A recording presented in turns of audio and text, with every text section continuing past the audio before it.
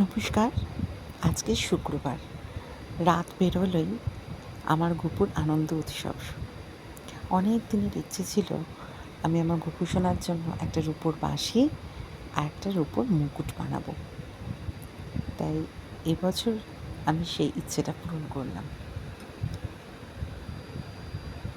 একটু বড়সড় দেখেই বাঁশিটা নিয়েছি, যাতে ওর হাতে রাখলে বেশ সুন্দর মানায়।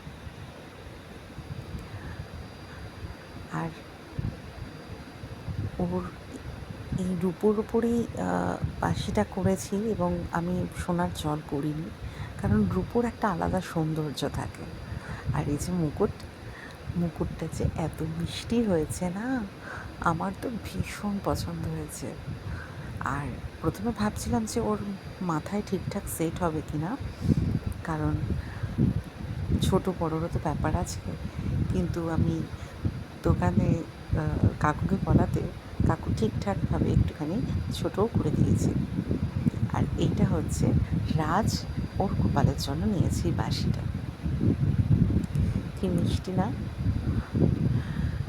আমি মনের মতন করে সাজাবো জন্মাষ্টমী উৎসব। এটা যে আমার কি আনন্দের! নিজের ছেলেকে সুন্দর করে সাজাবো তার জন্মদিনে।